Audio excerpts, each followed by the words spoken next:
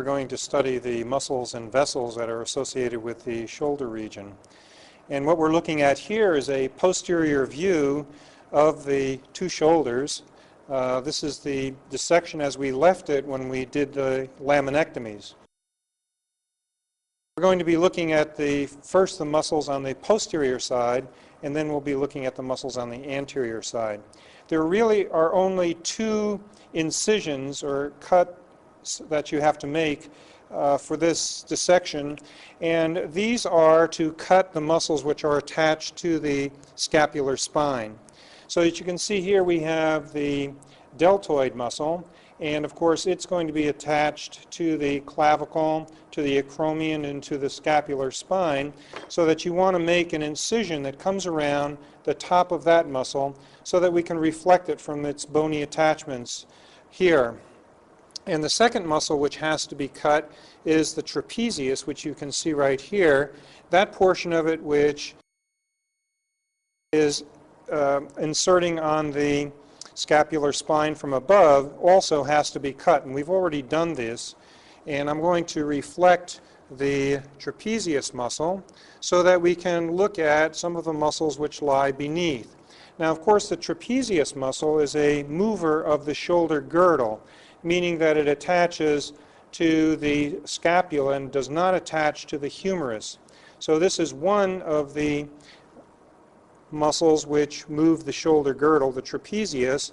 And when we reflect the trapezius, there are going to be two other muscles that we can see which are extending over to the cut spinous processes, and these are going to be the rhomboids. There's a rhomboid minor and a rhomboid major. It really looks like one continuous muscle, and in some cases you actually can't see the distinction between the two.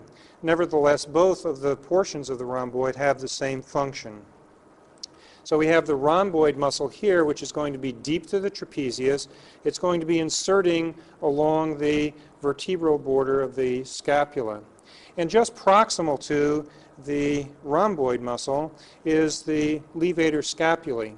It also is coming from cervical vertebra, and it's coming down to attach to this angle of the scapula up here. So it moves only the shoulder girdle. Now, in order to see some of the muscles which are deep to the deltoid, we want to reflect it after having cut it from its proximal attachments. And we're looking at this from the posterior aspect. And as I bring it forward, one of the things that you're going to be looking at is a portion of the triceps muscle here. This is the teres minor here, and coming out just underneath the teres minor muscle is going to be the innervation and nerve supply of the deltoid. And of course you saw these in a previous dissection as the posterior humeral circumflex and the axillary nerve, so that they are winding around the humerus to enter the body of the deltoid at this point. So just note that you can actually cut them away after you've made that notation. After you've moved the deltoid forward, this allows you to look at some of the muscles which are attached to the scapula, that is arising from the scapula, and moving over to the humerus, which is right here. So the head of the humerus is right here beneath the acromion, which is right there. Now there are two muscles which are located just inferior to the spine of the scapula, and this meaty area in here is all the infraspinatus.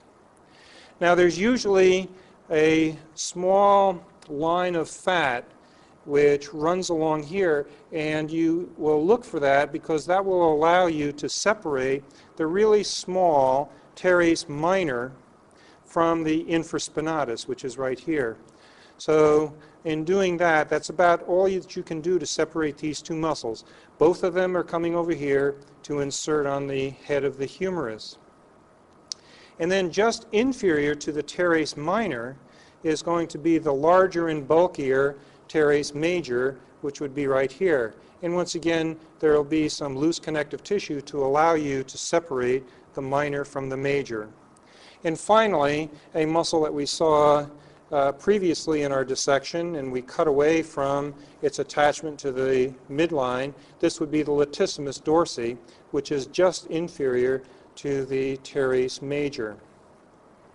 Now the last thing that the reflection of the deltoid allows you to do is to look at the triceps muscle in some detail. The triceps, of course, has 3 heads, and you can separate 2 of the heads by finding this cleft between the more tendinous portion of the lateral head of the triceps from the long head of the triceps, which is right here. The medial head is a little more difficult to find, and we have to look down in the cleft between these 2 heads, the long and the lateral head, and we're looking down now onto the humerus, and I think you can hear me tapping right against the humerus, and this muscle that you can see right here against the humerus is the medial head of the triceps. And running right along the medial head of the triceps, I can pull up the radial nerve, which is wrapping around the midshaft of the humerus. So we've seen 2 nerves which have been wrapping around the humerus at this point. The radial nerve wraps around the midshaft of the humerus, and then proximally, just beneath the head of the humerus, we have the axillary nerve. And finally, we'll be looking at the other constituents of what is called the rotator cuff when we turn the specimen over and look at it from the anterior side. But the sits muscles, S-I-T-S, that's a eponym which refers to the supraspinatus, infraspinatus, teres minor, and the subscapularis. And we can see we have the supraspinatus here coming to insert onto the head of the humerus. Here is the infraspinatus, the S and the I. Here is the teres minor. These are all components of what is called the rotator cuff because they're all rotators of the humerus, and they're all going to be inserting near the head of the humerus on the greater tubercle. We've turned it over. We're looking at the right shoulder from the anterior side. The deltoid is right here. The cephalic vein came up and ran between the margin of the deltoid and the pectoralis major, which I'm holding in my hand.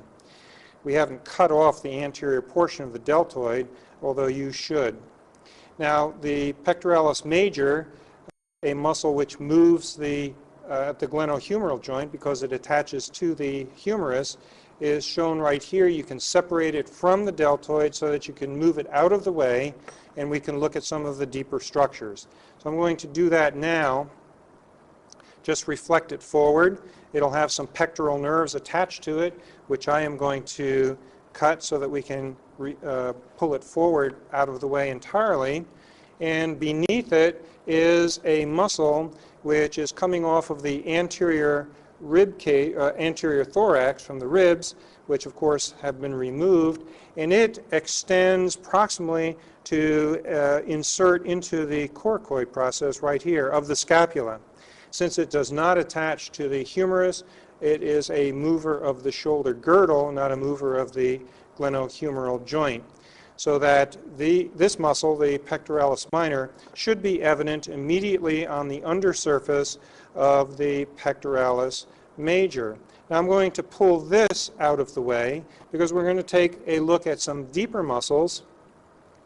One muscle, again, a mover of the shoulder girdle, which is coming off the ribs. This is the remnant of it, would be the serratus anterior. Notice that I have the arm in a slightly abducted position so that I can get a better look at the depths of the axillary fossa, so to speak. We have the serratus anterior extending back so that it can attach to the vertebral margin of the scapula, so that the scapula is laying down like so, and the serratus anterior is coming across to insert to its inferior angle and then up along the vertebral border, so that when it pulls, it will be pulling the entire scapula forward in a protraction movement. Here is the nerve to the serratus anterior, the long thoracic that we saw before.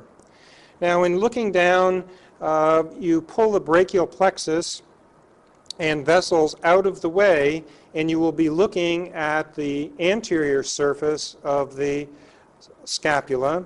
And of course, residing here is the subscapularis. And we haven't dissected it all out. The fibers of this muscle will be extending forward to insert onto the humerus on the lesser tubercle. So this is the last of the sits muscles. We saw the supraspinatus, infraspinatus, teres minor. There's one muscle that makes up the sits group on the anterior surface, and this would be the subscapularis. So as we look in here, we have our brachial plexus coming down through here. Posteriorly, we're going to have the subscapularis. On the medial wall of the chest going to the scapula will be the serratus anterior. And just for orientation, if you look down here, these are fibers of the latissimus dorsi right here, and then down in here, fibers of the teres major. So these are all the muscles then of the shoulder. And now we'll go on and look at some of the muscles which are associated with the brachium or the arm. Now on the posterior side, we've already seen the radial nerve innervating the triceps muscle back here.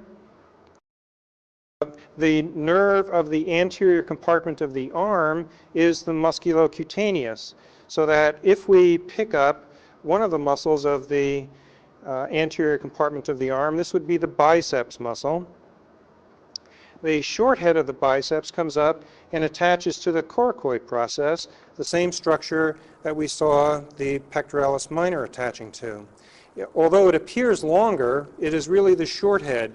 The long head is disappearing here. It's going up underneath the pectoralis major, and it's going to come up to the top side of the humerus, and you can dissect that out to follow that. So in fact, this is the long head. Now, if you pull the biceps muscle heads aside, you will see that there is a nerve right in here, and if you follow that back, it should lead you to the lateral cord. So that here's the lateral cord right there. There's the musculocutaneous entering the anterior compartment of the arm to innervate these muscles. The other muscles that it innervates are the coracobrachialis.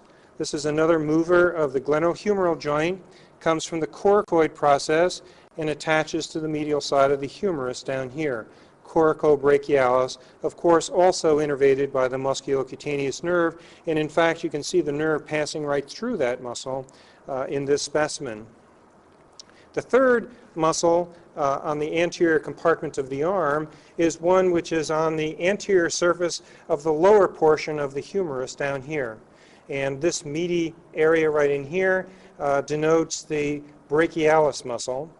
And this is the third and last of the muscles which are found on the anterior compartment of the arm, each of them innervated by the musculocutaneous nerve. We're now going to look at some of the vessels and nerves of the arm, and we pointed out before how the axillary nerve and the radial nerve, as they wrapped to the posterior compartment, came very close to the bone. The remainder of the muscles, as they traverse the arm, you can see that they are protected by these fleshy components of the muscles that we just studied.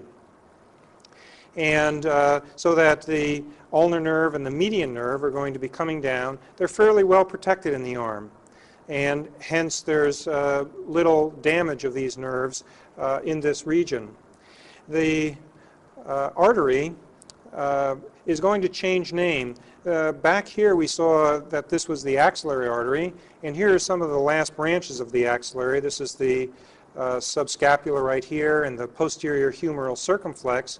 And as you can see right here, here's the posterior margin of our axilla, and it's usually marked by passing the teres major muscle, in fact, so that from this point on down we change our names, and it's no longer the axillary, it becomes known as the brachial artery. And the brachial artery is also going to traverse down along with the nerves, still bundled up with the nerves, in a neurovascular bundle, and there's really only one major branch that it gives off, and that is shown right here. This is called the deep brachial. The posterior compartment of the arm is going to receive its blood supply in large part from this artery. And you can see that it travels back around the mid shaft of the humerus with the radial nerve right here. Now ordinarily the brachial artery traverses on down, and it's going to cross the elbow relative to the median nerve, so that you can see that here's the biceps muscle right here. This is actually called the bicipital aponeurosis. It helps to keep everything bound down at the antecubital fossa, and as the muscle comes down, the tendon of the biceps muscle is down in here. It's a little bit deeper, and the mnemonic is TAN. That is, the placement of these important structures is tendon, then the artery, and then the nerve. And we're talking about the medial nerve right here as it crosses the elbow. Now usually you will find a single vessel coming down, and in fact in this specimen, and some of you will find a similar sort of a scenario, that ultimately the brachial artery is going to come down, and at the level of the elbow it's going to give rise to the radial artery and to the ulnar artery. And we have a very, very high bifurcation here, so that bifurcation has taken place actually just below where it gives off the deep brachial. So that this is a little bit out of the ordinary. You usually see a single vessel coming down. And last but not least, in the illustration in the book, you will see that there are numerous vessels that do come off of the brachial to go on either side of the joint. And I think that one thing to keep in mind is that whenever a vessel crosses a joint, it's going to be giving off multiple branches that usually go on either side of the joint, and these are collateral branches to help to provide the distal portion of the limb with some blood supply should the main artery become occluded, as might occur, for example, during a dislocation.